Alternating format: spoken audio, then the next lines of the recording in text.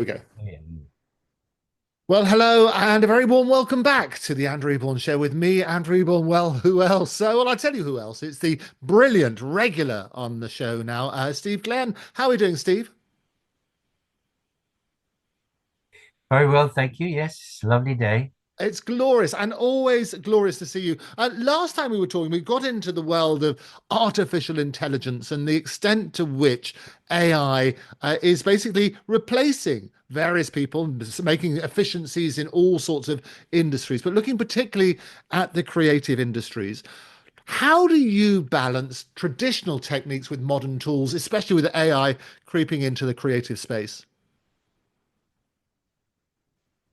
Well, I've been using digital technology for, I suppose, about 30 years now, really. But um, I, I, I now don't invest any more money in digital technology because it bores me. So, I use what I have, digital recording equipment, and I have an analog mixer, a 56 channel analog mixer, which I run all the digital stuff up through. And when it gets to the point where, because you can use tuning and filters for virtually everything, if it gets to the point where I think I need to tune that, I scrap it. I won't make a record like that, but if you listen to everybody's current, if you listen to Radio One, British Radio One, uh, pretty much every record has got the same filters on it. That's why they all sound the same, Right. But if you listen to Radio 2, where they play a mix of a different product, artists, and old, you can hear that the quality is just better. And there's one artist called Sabrina Carpenter at the moment who is just she's having it large, and she's I mean, I quite like her songs. They're not that bad, but that's the best of American at the moment, apart from the Swift, Miss Taylor Swift. But why do they have to wear just knickers? I'm not quite sure why that is, and that's just the men. Well, yes, and sometimes other people's. No, but you're right, and they have talking about that. It's the influence on the next generation, and that's the problem when you're just seeing it. They're just in their underwear. Then the younger generation coming up and say that's what they do, and they come out and so on and so forth. We need positive role models, don't we? Yeah, we do. And also, when you mention about, when they see young people see these other artists, because now you can make a video literally in your bedroom. So I look at these things and I think, why don't they have a nice set, maybe a 1950s television in the background or use an old car. But, you can, nobody seems to sort of make something. I used to do pop videos, a 3 minute pop video, and it would have 260 cuts in it. Right. So I mean that was how we worked. As Mickey Most said to me, he ran records.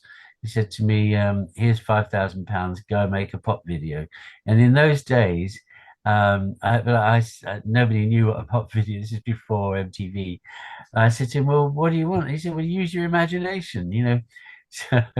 So, you'd find a white room or something, something that's unique, but now people they shoot everything in their bedroom and there's no edits. Yeah, and well, They it's seem to, incredible. Now you if can they have the do green have an edit. screens, you have that technology and so on and so forth.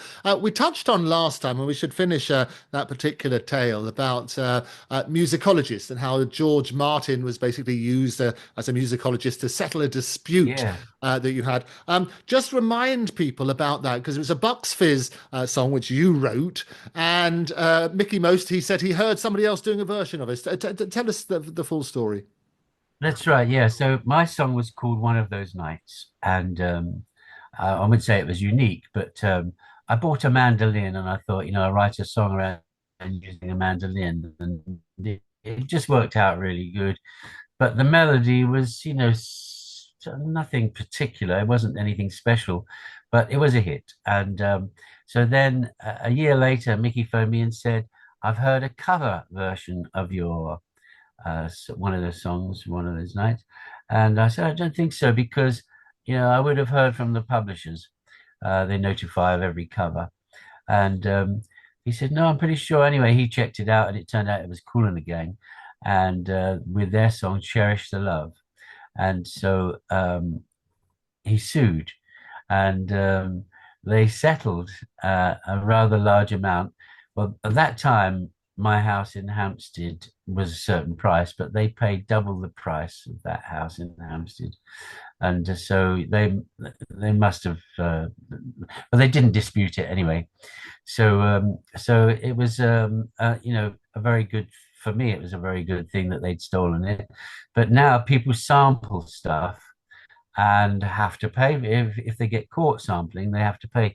I think, like with Jay-Z, he sampled on that very first big record that he was involved with his wife. Um, that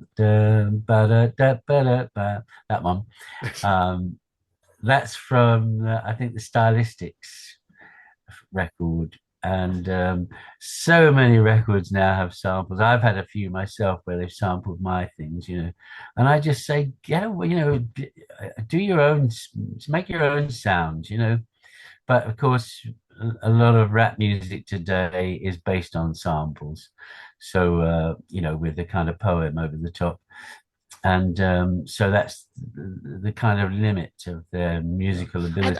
And AI makes it even easier now, and it's trying to work out, well, what is the solution to that? I mean, Grimes, who was famously married to Elon Musk, and as you know, his father's a regular on this show, almost as regular as you are, Steve. It's got to be good. But she basically suggested, well, look, you can use AI, you can use my compositions, but we'll share the copyright. What's your view on that?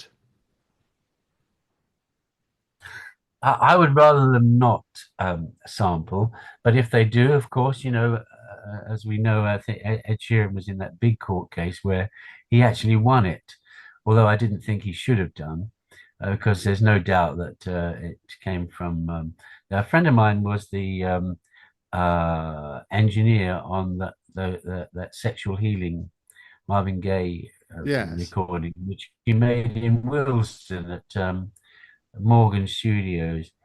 And I have a photo of him with Marvin at that time.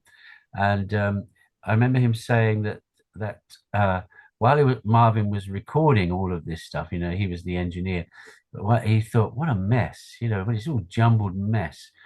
And then when he put the vocal on the top, it just suddenly came together. And if you think about Sexual Healing, it is such a special record, isn't it? Right. And then for somebody to go and steal whatever it is part of it, I think it's just an imposition, you're taking away. It's like really cutting off the corner of the Mona Lisa, and just it's theft, no matter which way you look at it. Yeah. So I have never consciously gone out to steal anybody's melody. I certainly don't sample things. I play everything in myself, guitar, bass, and keyboard. And you can have all those sounds, which of course are AI now.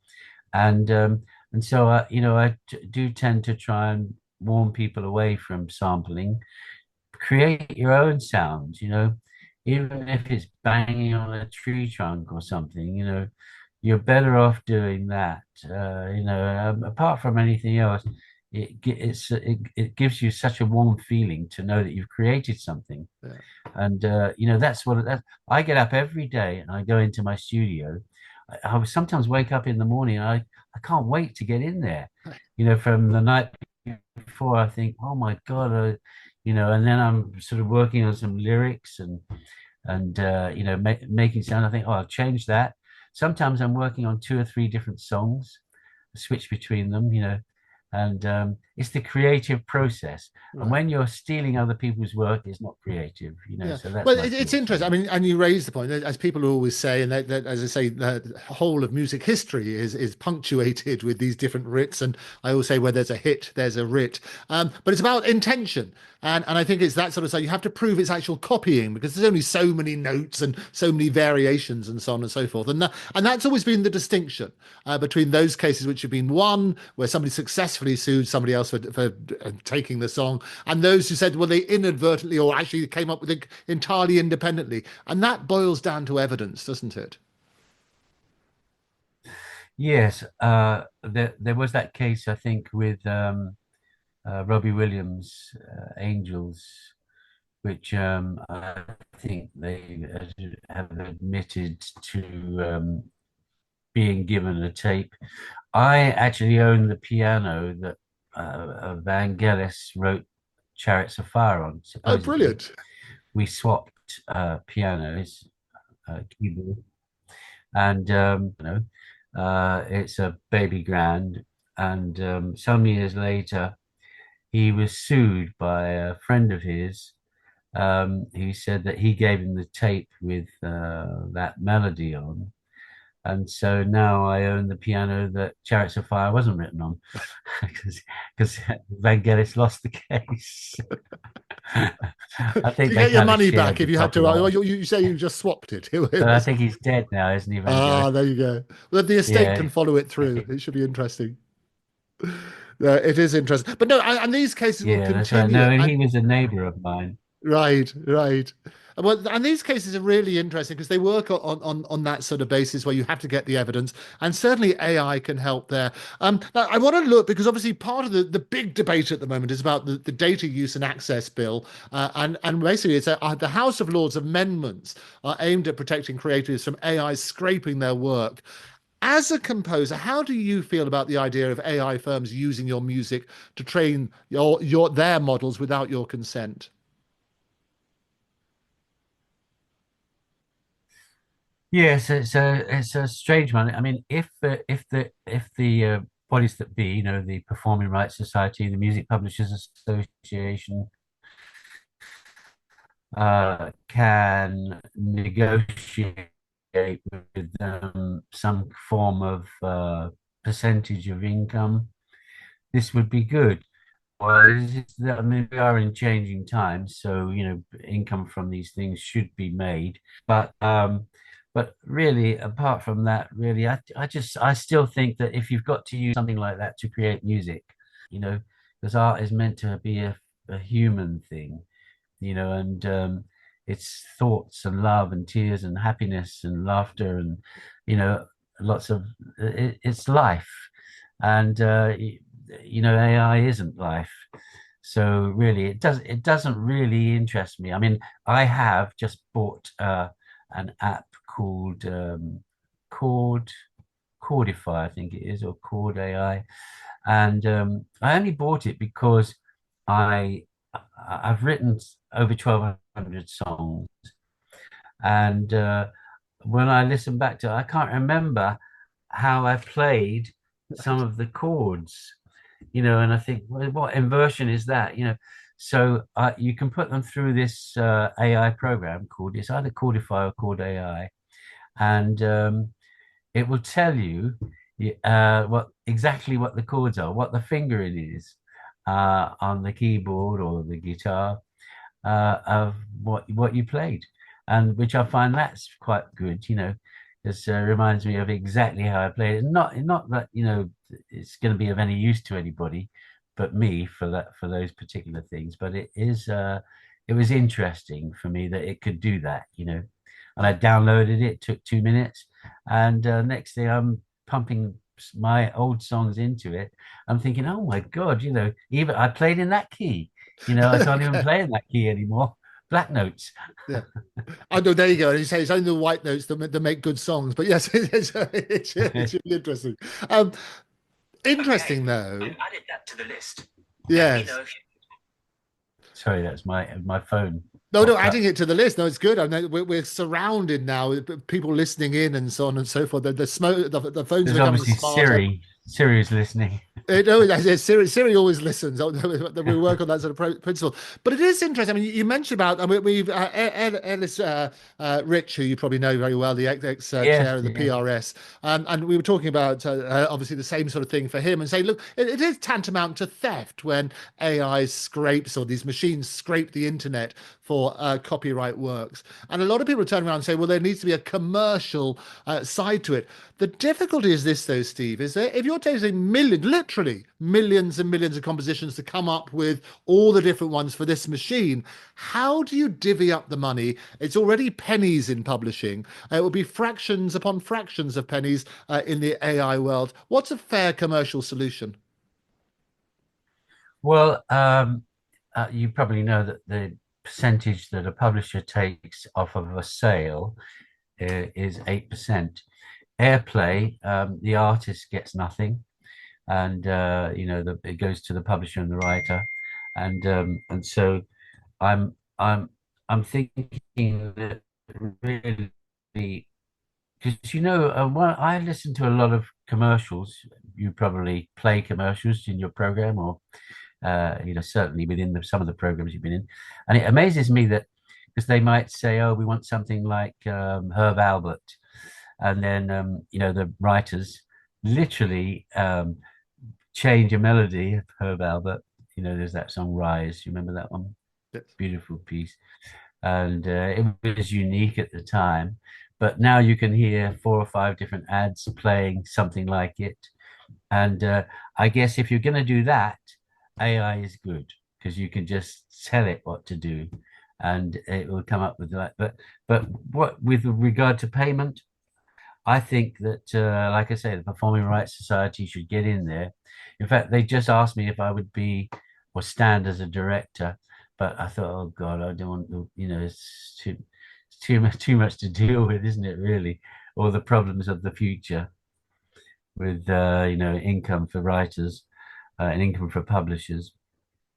But But I, it'd you be know, I great. I mean, mean, great to have your input on that because obviously you've got great experience. You're phenomenally successful.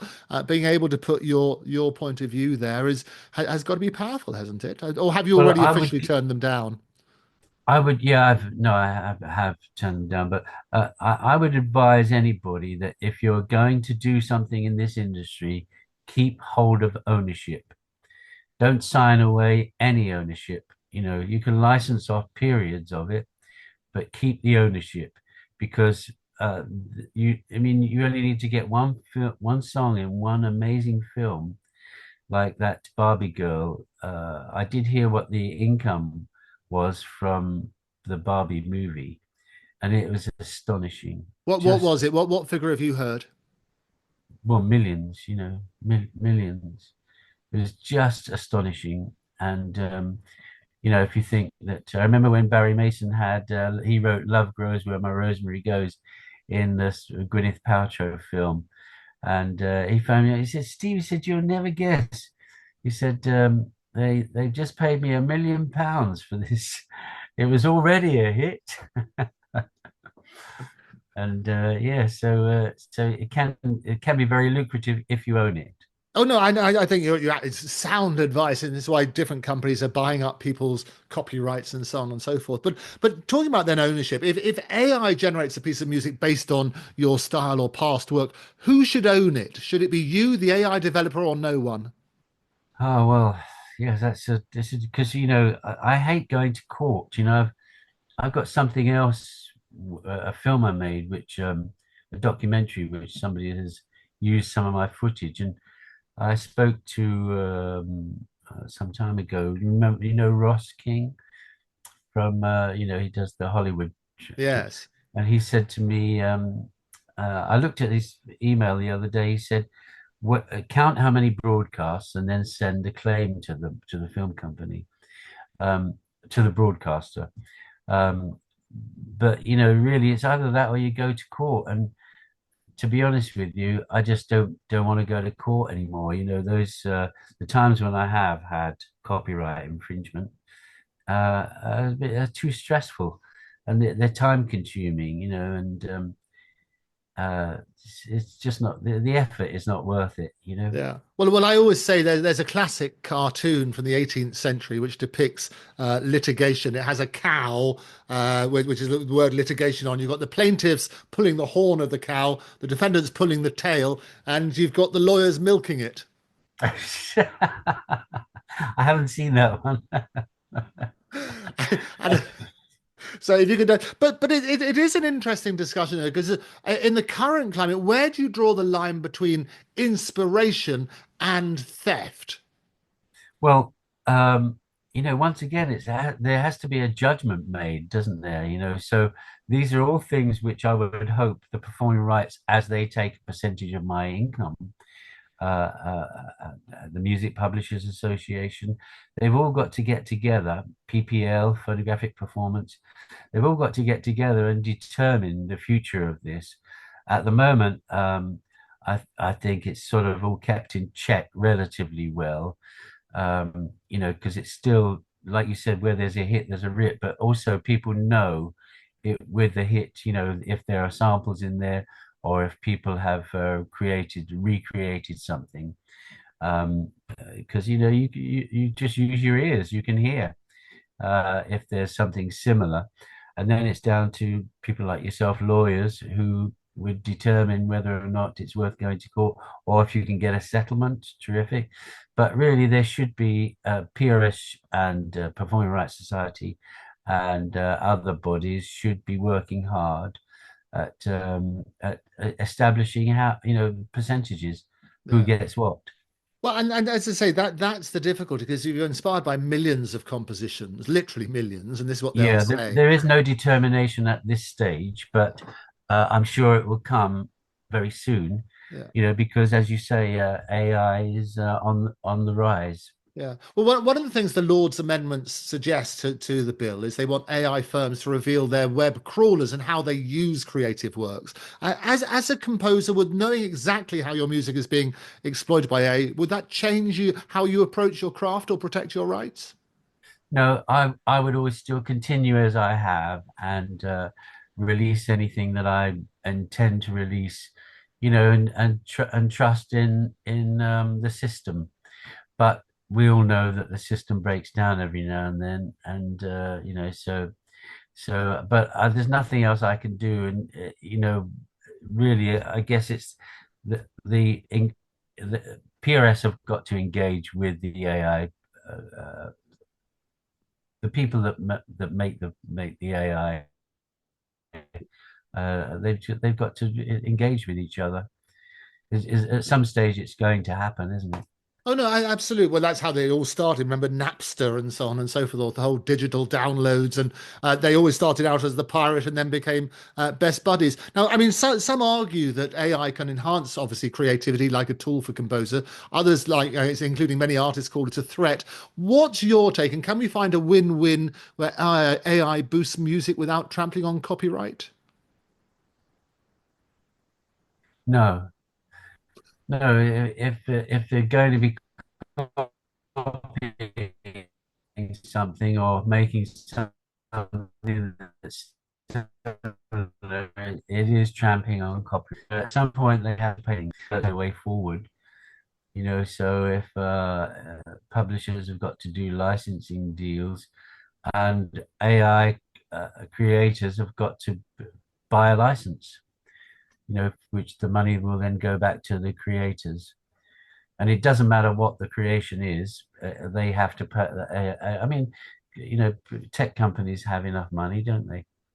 And My they're getting experience more and of more. And them. I always say that data is the new currency and giving data away to various companies so they can exploit it. Obviously, huge amount of money. And this is one of the suggestions is that they're putting it away from the creators over to the tech titans. And you've got high profile figures like Stephen Fry and Andrew Lloyd Webber. They've protested the changes to copyright law that favor AI, is what they say. I presume, I know the answer is going to be fairly obvious to this. Do you But are support they their in stance? favor of it, or are they in favor of AI? I think they're in favor of basically making sure they're in favor of AI, but making sure that copyright doesn't get diluted as a result of it. Yes, exactly that. Yeah. Well, they should organize a body really, and I mean, they're in a position to be able to, if they're high profile. So I would say, yeah, get it together. Yeah. Okay. Well, looking Let's ahead then, Stephen, and say create it's a joy having you on movement the show all the to time. at least. Yeah, there was a little bit of a delay. We got cut off there. What were we going to say? Thank you very much. Yeah, I've enjoyed it immensely. So just finally, then, just tell me what's next for Steve Glenn. Are you planning new compositions? We talked about your new musical about UFO, the second one you're going to do, and how do you see yourself navigating this AI-driven era? Are you going to be fighting for stronger laws or embracing tech in your Um, own work? yeah, well, I'll keep an eye on the AI. I'll see, who can help me with, the use of my works. Um, but otherwise, I'll just have to leave it to the bodies, Performing Rights Society. I'm in constant touch with them. When I think about their website, because they started, 25 years ago, they started with a great website. I think it was called ICE, Right. which they joined forces with the Scandinavians and created this website, which is now being updated, I think, as we speak. It's So you're yeah, breaking you're they're at the breaking up a little forefront bit. of It's that connection. technology, We have and to get I'm the hoping can and that will the tin and string a bit tighter. in the go on my path, the same as our publishing. Can you hear me now? Oh yes, just about. I say we're gonna have to get those two And cans and that bit of string in between pulled a bit tighter. nice. That is going to be good. Well, let me. I mean, you Yes, talk good. about websites, and there's one thing which we haven't touched on, just very briefly, because you've been a pioneer in your stage. We've talked about your relationship with Barbara Cartland, doing the first book publisher online, and the tremendous success there. The other great success you had was buyhere.com. Just to finish with for today's episode, tell me about buyhere.com. What happened to it? Okay, well, buyhere.com, I started in 1996 as the world's first music download site. And I had a big difficulty finding somebody that could program on a payment system onto a supply system.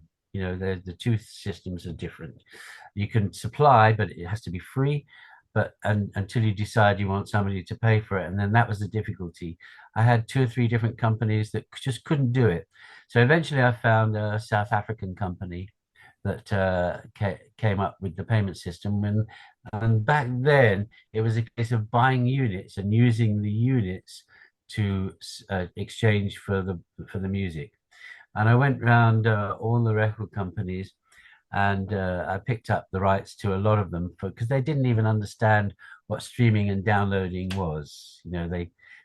A lot of the big ones just told me to go away. So I picked up a lot of the independents, and then I had a team of youngsters um, in a studio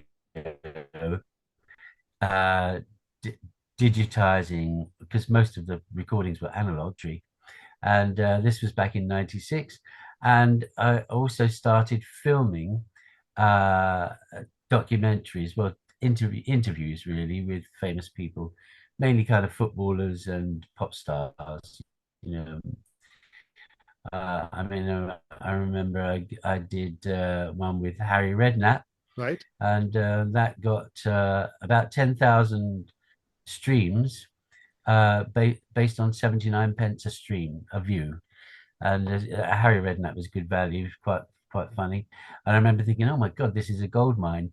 But then I couldn't find anybody because you need promotion with websites or anything on the internet. You've got to promote it.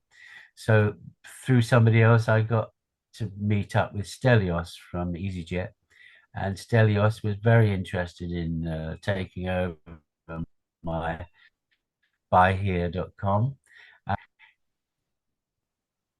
He said, okay, well, let's do it then. And I said, okay, well, how much are you going to put in? And he said, oh, no, I'm not putting money. I said, oh, that's no good to me. I'd rather stick with the name buyhere.com. And so we parted ways. But he was a very, very nice man. But so then I was introduced to David Sullivan, who had I think he was the owner of West Ham at that Yes, time. No, he and a was the number of owner of publications, the Cardiff, I think, sport at and that things like time. that, didn't he? And that's right. Well, he took me over to, he had a factory in Barking, and he took me over to the factory and he showed me that there's a lot of girls in there doing these 0898 numbers and packaging up sexual objects. And he said, I'll invest if you do porn. And I said, well, I'm not really interested in doing porn. I want to do pop music. And although I had a very nice day with him, he wasn't interested in investing. So after that, really, and yeah, I met up with a few people, but nobody really knew what downloading or streaming was. They didn't understand it.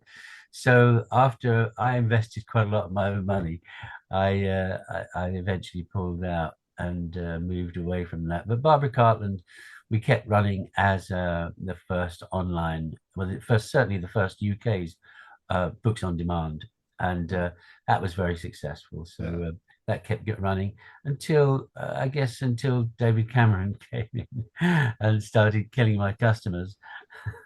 That was a And reference to Gaddafi. Just to be clear on that, it's not all of your Gaddafi, customers. yes. Yes, and so yeah, but yes, so and also of course Barbara Cartland, she died, and so she wasn't writing anymore. Although she did write 723 books, which is a world record. And at that point, when I took over the rights, she had sold over 1 billion books. And if you think about that, with 80 years of success as a writer, which is just astonishing. But yeah, I have such great memories of her, and she used to like me to sleep over there at the big house, and there was a massive house in Hertfordshire. Right. My daughter used to come with me, and we'd have dinner with her, which was, you dress for dinner, it was all proper. And she used to tell me stories about how Margaret Thatcher had been there for dinner, and it was her idea, according to her, that she said to her to Margaret. She said to John, who was the other prime minister after Thatcher? John Major. John Major. She said to him, well, you've got to get back to basics. Of course, he took that phrase, and that's what got him sacked. That's what lost him the election. But so yes, Barbara Cartland's to blame. Many... Barbara Cartland's to blame for the demise of John Major. Barbara Cartland's to blame, yeah.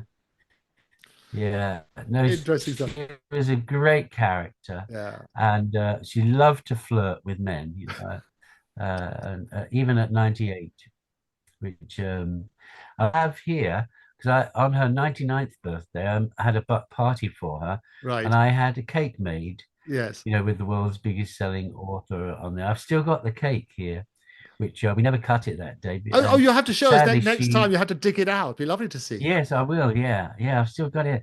No, she sadly, because I interviewed her not long after her birthday. Yes. For a documentary I was making to promote the books, and sadly she went to bed after that day of filming, which she loved. She loved the whole day of filming.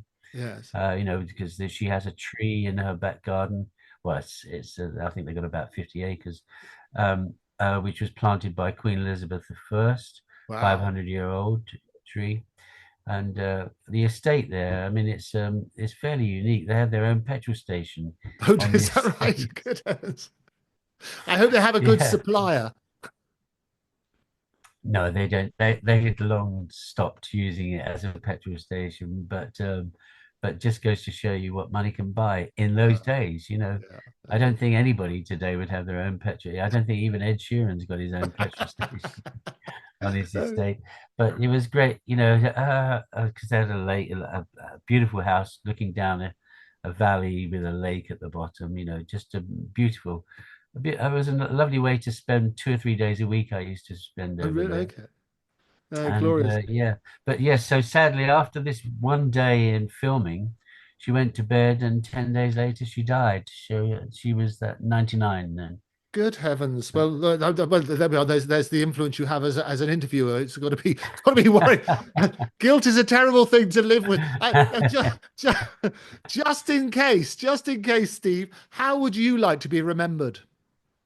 Really, I think as a good father. that's my take on it. Anybody can write songs. I think I've just been very lucky. I had no education, and I was busking. You know, I don't know if I told you the story of my first musical, but when I was 16, I was busking outside Wembley Stadium, and I met Richard Harris, and I wanted to buy a ticket to go into Wembley for the boxing.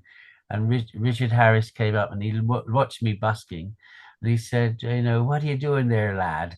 And I said, "Well, I'm trying to get money for a ticket." And he said, "I have two tickets."